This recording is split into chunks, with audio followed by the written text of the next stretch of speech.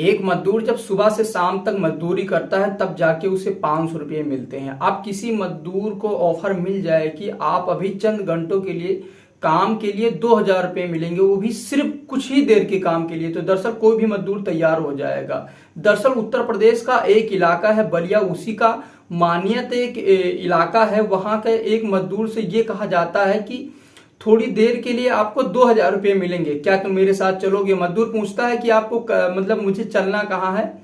अब उससे ये कहा जाता है कि तुम्हारे साथ के भी वहां कोई कई लोग और मौजूद हैं, बस इतना सुनता है और साथ में चल देता है। अब ये एक इंटर कॉलेज में से एक सामूहिक विवाह का कार्यक्रम चल रहा था।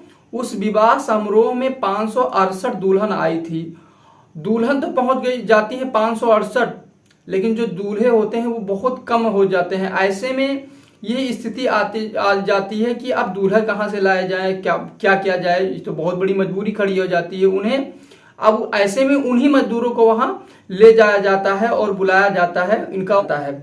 ऐसे में कई दुल्हन ऐसे भी नजर आते हैं कि अपने आप से, मतलब दूल्हा जब नहीं पहुंच पाते हैं तो दुल्हन कुछ ऐसी होती है कि दुल्हन अपने आप से अपने मांग में सिंदूर भरती हैं। सिंदूर भरने के बाद में अपने आप से वरमाला भी पहन लेती हैं। अब ऐसे में एक मोबाइल में एक आदमी उसकी पूरी वीडियो बनाता है और वीडियो बनाने के बाद में अपने इंस्टाग्राम पे और यूट्यूब पे अलग अलग अकाउंट पे पोस्ट कर देता है।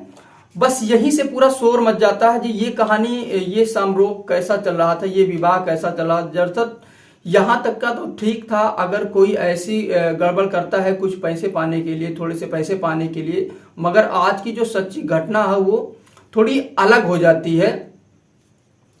इसके बाद आप भौचक्के रह जाएंगे कि शायद कोई थोड़े से पैसे पाने के लिए आखिरकार इतना बड़ा कदम कैसे उठा सकता है। नमस्कार, मेरा नाम रामराज और मैं आज की जो सच्ची घटना सुनाने जा रहा हूं। ये घटना है उत्तर प्रदेश का, एक जिला है महाराजगंज, उसी का एक विकास खंड परिषद लक्ष्मीपुर है। बात करें तो 5 मार्च 2024 को दोपहर 1 बजे के आसपास 38 जोड़े थे और 38 जोड़ों में इनकी 38 जोड़ों के साथ एक साथ सामूहिक विवाह चल रहा था। सरकार सामूहिक विवाह के लिए कुछ अन्न दान भी देती है।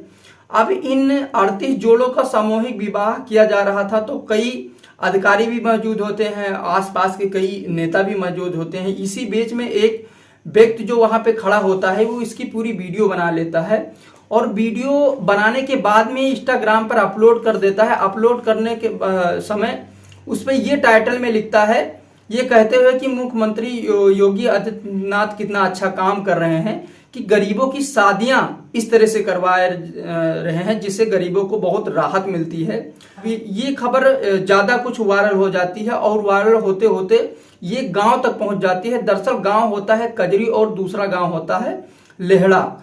अब लेहड़ा और कजरी गांव में जब ये वीडियो पहुंचता है तो लोगों को इस वीडियो देखने के बाद यकीन नहीं हो रहा था कि ऐसा कैसे हो सकता है, ऐसा सच नहीं हो सकता है। तभी यहीं से एक आवाज चलती है। 5 मार्च 2024 की वो तारीख होती है जिस दिन शादियां होती है और ये खबर धीरे धीरे चलते चलते ब्लॉक स्तर से जाने के बाद में पर जिला स्तर से होते होते डीएम तक पहुंच जाती है और पूरे प्रदेश में ये बात बिल्कुल फैल जाती है। शायद ही कोई बचा होगा जो ये खबर के बारे में वो नहीं जानता होगा। दरअसल इस कहानी की शुरुआत होती है यहाँ से। इस कहानी की शुरुआत अब कजरी में रहने वाले प्रीति यादव और गांव लेहड़ा में रहने वाला रमेश यादव, दरअसल ये दोनों एक दूसरे को पसंद कर रहे थे और गांव वालों और घर वालों का कुछ ऐसा मैटर भी हुआ, कुछ ऐसी मर्जी भी हुई जिनकी दोस्तों आपस में शादी कर दी जाती है।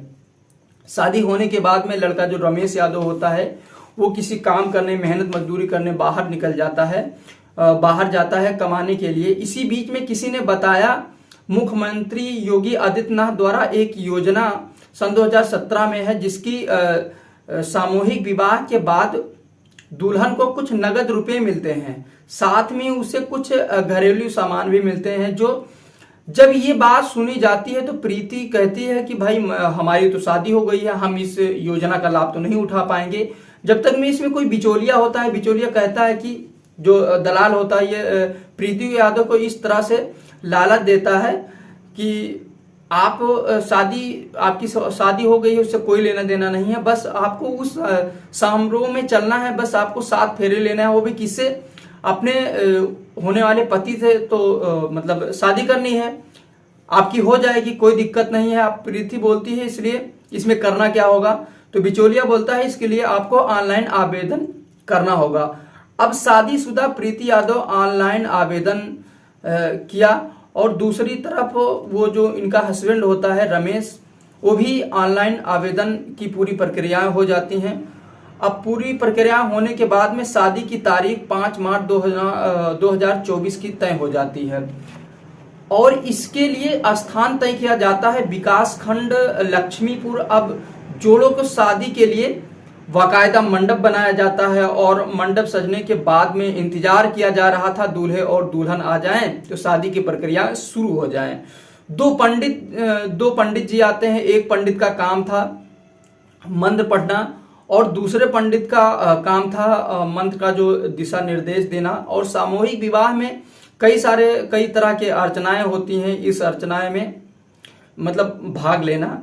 तो प्रीति आ जाती है। अब शादी में रमेश नहीं आ पाता है किसी कारण, उसने बल्कि ऑनलाइन आवेदन तो कर दिया था, लेकिन किसी कारणवश वो शादी में नहीं आ पाता है, जिससे फिर से शादी होने वाली थी वो नहीं आ पाता है। अब बिचौलिया कहता है अगर शादी नहीं हुई तो तुमने जो फॉर्म आवेदन किया है उसके पैसे मारे जाएंगे, सरकार की तरफ से जो अनुदान मिलता है वो भी आपको खामेखा मारा जाएगा, वो भी आपको नहीं मिलेगा।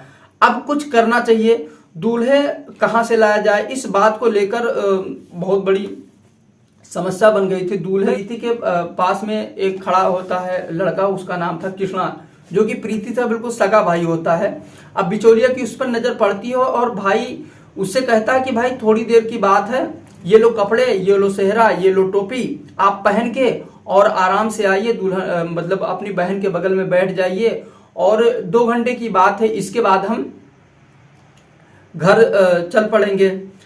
अब उसने ये कपड़े पहन लिए, मतलब जो सर पे टोपी लगाने थी, जो भी कपड़े पहनने थे, इसने पूरी प्रक्रिया करी और अपने मतलब बहन के बगल में बैठ जाता है। अब पंडित जी अपना मंत्र उच्चारण करना शुरू कर देते हैं। दूसरे पंडित जी होते हैं कि अब वरमाला डालो, अब क्या करना है, सिंदूर भरना है, मतलब जितनी प्रक्रियाएं होती हैं वो सारी प्रक्रियाएं जारी रहती हैं। इतने में एक व्यक्ति दूर से खड़ा इसकी सारी वीडियो बना लेता है। सारी वीडियो, आजकल कहते हैं कि जिसके हाथ में एंड्रॉयड फोन होता है वो एक तरह से समझ लीजिए मीडिया कर्मी होता है, उसके पत्रकार होता है। अब ये वीडियो वो अपने अलग अलग सोशल अकाउंट पे, चाहे वो इंस्टाग्राम है, यूट्यूब है, सब पर अपलोड कर देता है। अब ये खबर चलते चलते चलते चलते लेहड़ा गांव पर पहुंच जाती है। अब ये वीडियो लेहड़ा गांव वाले देखते हैं, और ये दोनों कहते हैं कि ये दोनों सगे भाई हैं, ये कैसा हो सकता है, ये शादी तो मतलब नहीं है, ये फ्रॉड है। तमाम तरह की मतलब खबर फैलने लगती हैं, पूरे देश में ये खबर फैल जाती है। कोई भी बचा होगा जिसको ये खबर नहीं मिली होगी। अब इसी को लेकर थाना में मुकदमा दर्ज कर दिया जाता है। मुकदमा दर्ज करने के बाद में धारा 0060/2024 के तहत, IPL की धारा 419 के तहत मुकदमा दर्ज किया जाता है। अब बात चल रही थी, तभी एक बात और सामने आ जाती है कि 25 जनवरी 2024 को ये वाकया था। 568 दुल्हन मंडप में आई थी, और वहां दूल्हे एक भी नहीं होते। दूल्हे मतलब 90% दूल्हे नहीं होते हैं उस शादी में। तो पूरा मतलब गड़बड़ ही हो गया था, पूरा फर्जीवाड़ा हो गया था। अभी यहां भी कुछ दुल्हन ऐसी थी जो अपने आप से मांग में सिंदूर भर रही थी, अपने आप से मंगलसूत्र पहन रही थी। अभी दूर से खड़ा एक व्यक्ति इस वीडियो को बना लेता है, और वीडियो को जैसे अपलोड करता है, वीडियो धीरे धीरे गांव स्तर से, जिला स्तर से होते हुए पूरे प्रदेश में फैल जाती है, मंत्री तक पहुंचती है। और ये वीडियो जब वो देखते हैं तो वाकई उन्हें इस चीज को लेकर के काफी दुख होता है कि हमने ये मतलब बनाई थी कि इसमें सुविधा, कि इसमें गरीबों का कुछ हेल्प होगा, लेकिन इसको तो बिल्कुल फर्जीवाड़ा कर दिया गया है। इसमें लोगों ने अपना अपना बिजनेस कर लिया है। ये खबर सुनाने का हमारा मकसद ये था, किसी का दिल दुखाना नहीं था, बल्कि आप लोगों को जागरूक